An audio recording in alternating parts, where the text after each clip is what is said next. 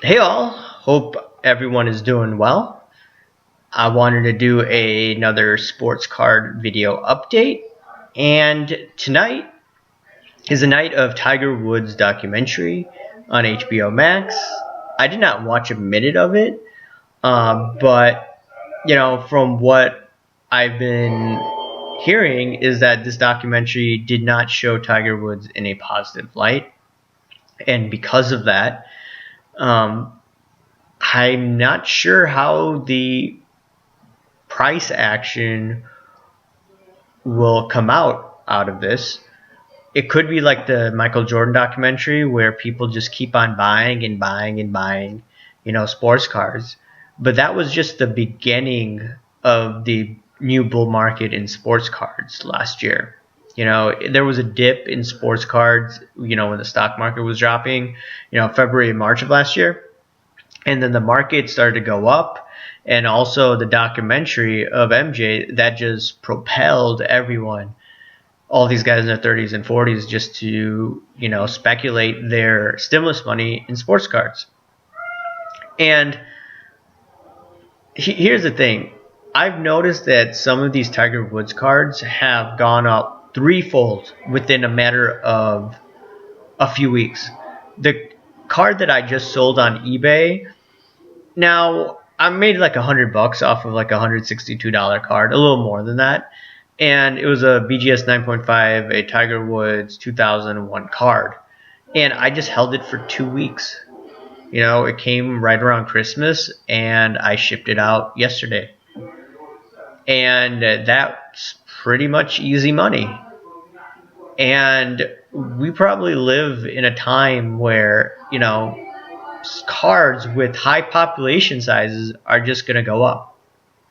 Even though Tiger Woods is a great golfer, that doesn't mean that it logically makes sense. It does not. And I want to look at other documentaries coming out later this year where, if you have a Tiger Woods card, you may have seen a threefold increase within a short period of time. Hey, you may want to take profits, and you may want to invest it in the next best thing. And what I'm looking at right now is, documentaries such as, I think Kobe's documentary is coming out, but no one's really talking about Magic Johnson's documentary is supposed to come out in a few months, I believe. They said early 2021. So I want to be buying, some of the affordable cards right now for Magic Johnson. And I need to do a little more research. I'm looking at the 1986 Fleer cards because, that was the big year for basketball cards. There's also some of the 1980 cards. I don't want to spend too much on, his first year or his rookie cards. But I'm sure if you have, the bankroll to do it, I definitely look into that. I'm probably going to look at, some small purchases. I do most of my investing in the stock market. I trade that. So that's what I'm specifically looking at. But in terms of sports cards, for the easy flip, I'm going to be looking at Magic Johnson. I'm going to be looking even at some Tom Brady cards. Tom Brady is supposed to have another documentary come out this year. And if they're giving us this monopoly money, the government, right? Biden just said he's going to give us $2,000 if you, don't make a certain threshold. So, what are people going to do like me right now who have a job as of this minute, who don't need to pay it for rent or for food? And I'm pretty sure there are millions of people in my boat. And they're just going to be blowing it on things they don't need to blow it on.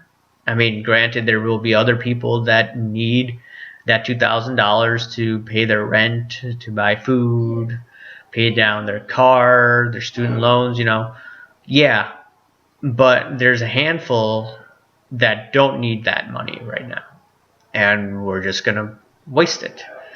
And we're going to waste it on cards. And, that's how you protect yourself from inflation, at least in the short run. Not sure how it's going to pan out, 5-6 years from now. But, in the meantime, just look for these rare cards. And I'm looking at specifically Magic Johnson cards. Tom Brady cards, I have a bunch of his rookies right now, so I'm not sure if I want to invest fully into that. But it makes me think, in terms of documentaries, will it make these card prices go crazy? I've looked at some of these players such as Jeter and Peyton Manning, and I noticed that these card prices start to go up a year before they get into the Hall of Fame. Yeah, it happened with Jeter. I remember following his cards then. Happened with Peyton Manning. Peyton Manning is going to be announced in the Hall of Fame soon. And, what happens when they have a documentary about them? So that's going to be the next reason how their cards could go up. That'd be another catalyst. And, that's what we should look into, especially some of these players that are playing right now that we know are going to have a documentary. Eventually Mike Tyson will have a movie out about his journey as a boxer. And what about some of these younger guys, like Mayweather? Mayweather's going to have a documentary done about him, and there's not that many cards of Mayweather. And then there's MMA cards. Like, there's this one guy, I think Jeff Wilson, he was saying that some of his teams talking about these MMA cards may hold crazy amount of value. And the thing is, MMA cards, there's no freaking supply, and no one really looks at it. I bought a Khabib card, a 2013 blue refractor, sold for $20. I bought it from this guy in Canada, $25. And then now, some people are paying up to $380 for it. I'm like, whoa. It's crazy. And when he retired, I think it went to $600. So something ridiculous. What would a graded one cost? I don't know, what the market price is, because the supply is very low. So they ever do a video on Khabib or a documentary on Khabib, price would go bananas. They do a documentary on Michael Phelps. I have an auto card of his. Price is going to go crazy. So I think, from a short-term perspective, you could look at, for flippers perspective, you could buy these these Magic Johnson cards, wait for the documentary, then flip it. That's what I did with Tiger Woods. And then once the price goes down after this initial high, you could reinvest for the long term. And then there's other players, Serena Williams, I told you about in my other video. What if they do a documentary on her? Maybe in 10, 15 years. The price is going to go bananas. And there's not that much supply of her 1999. I think it's the 814. I have a few of those cards, and I'm looking at it closely to add more. So I think it's a good idea to look into these guys that are retiring and are GOATs or close to the GOAT stage. And also, if they're most likely to have a documentary come out about them. And if that's the criteria, I would be trying to find those Hall of Famer guys. And yes, the prices of those have gone crazy, but there's some cards that have not picked up.